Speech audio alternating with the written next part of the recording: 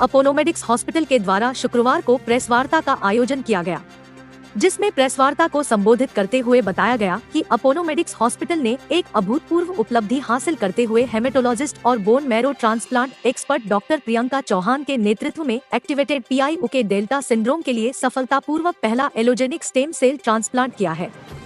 इस दुर्लभ primary immunodeficiency रोग से पीड़ित 14 वर्षीय लड़का है, जिसमें 7 साल की उम्र में इस बीमारी को डायग्नोज किया गया था। इलाज के लिए उसके शरीर में एंटीबॉडीज पूरी करने के लिए हर महीने इम्यूनोग्लोबिन इंजेक्शन दिया जा रहा था।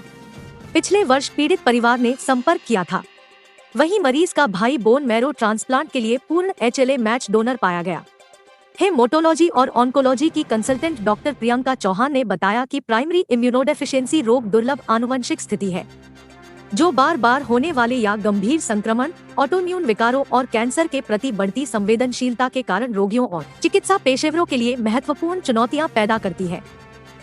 साइंटिफिक जर्नल्स के अनुसार आज तक केवल 10 या 11 मामलों में ही बोन मैरो ट्रांसप्लांट में सीमित सफलता देखी गई है। उत्तर प्रदेश में इस मर्ज से पीड़ित रोगियों के लिए एक आशा की किरण तब जगी जब 14 वर्षीय लड़के का लखनऊ के अपोलो अस्पताल में सफल बोन मैरो ट्रांसप्लांट किया गया।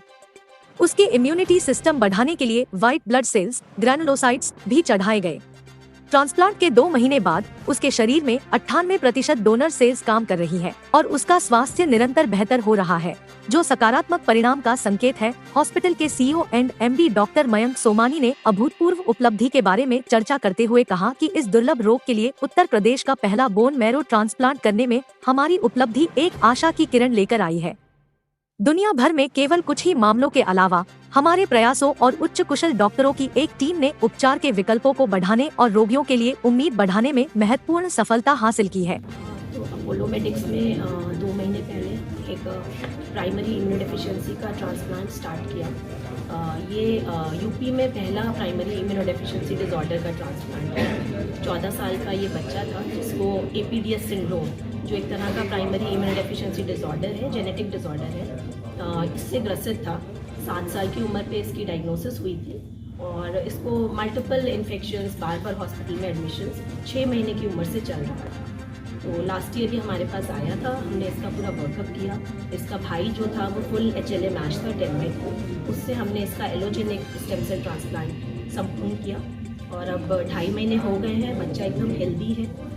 डोनर के सेल्स 98% यानी कि फुल डोनर के सेल्स काम कर रहे हैं उसकी बॉडी में और अब ये धीरे धीरे नॉर्मल लाइफ की तरफ, इम्प्रूवमेंट की तरफ जा रहा है बच्चा।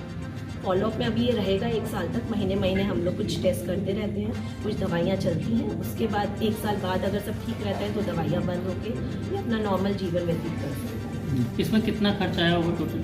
इसमें खर्चा आया लगभग 16 लाख का खर्चा आया टोटल। मैम, जैसा आपने बताया कि यूपी का ये पहला है, कितना रेयर है और कितने प्रतिशत में ये मामले पाए जाते हैं? देखिए, जो इंसिडेंस है, जो हम कहें साइंटिफिक जो लिटरेचर है उसके हिसाब से हर 2000 में एक बच्चा इससे ग्रसित हो सकता है। लेकिन क्योंकि इंडिया में अभी तक बहुत ज़्यादा अवेयरनेस नहीं थी, इसके टेस्ट सब जगह उपलब्ध नहीं थे, तो डायग्नोसिस रेयरली हो पाती थी। अब धीरे धीरे जैसे कि हमारी साइंस प्रोग्रेस कर रही है तो ये बच्चे डायग्नोज भी हो पाते हैं और इनका ट्रीटमेंट भी हो पाता है। मैम, क्या अब बच्चा नॉर्मल ज़िंदगी अपनी आगे पूरी जी सकेगा? हाँ, अगर ये बच्चा बिल्कुल ठीक रहता है, साल भर तक फॉलोअप में रहेगा, कोई इसको और ट्रांसप्लांट के कॉम्प्लिकेशंस जैसे क्रॉनिक GVHD जो 3 महीने के बाद शुरू होता है वो सब नहीं होता है, सब ठीक रहता है, तो ये बच्चा संभवतः अपनी नॉर्मल ज़िंदगी व्यतीत कर सकता है। मैम, जैसे कि पहला ट्रांसप्लांट है, इसको डिटेक्ट करने में, इसको पूरा प्रोसीजर कंप्लीट करने में क्या क्या कॉम्प्लिकेशंस है और क्या क्या चीज़ें आप लोग को फेस करनी पड़ी? जी, तो पहले तो देखिए डायग्नोसिस ही ये बहुत रेयर है, तो सस्पेक्ट करना सबसे पहले ज़रूरी है। तो कोई भी बच्चा है जिसको बार बार कोई इन्फेक्शंस लग रहे हैं, कभी कभी ऐसे बैक्टीरिया या वायरसेस के इन्फेक्शंस लग रहे हैं जो नॉर्मल बच्चों में नहीं होते हैं, या ऐसी जगहों पे इन्फेक्शन हो रहे हैं जो नॉर्मल बच्चों में नहीं होते हैं, तो सबसे पहले तो हमें सस्पेक्ट करना चाहिए कि ये प्राइमरी इम्यूनोडेफिशिएंसी डिसऑर्डर हो सकता है। फिर इसका वर्कअप भी थोड़ा जटिल है। हर जगह ये टेस्ट उपलब्ध नहीं होते हैं, तो वो टेस्ट 1 by 1 किए जाते हैं।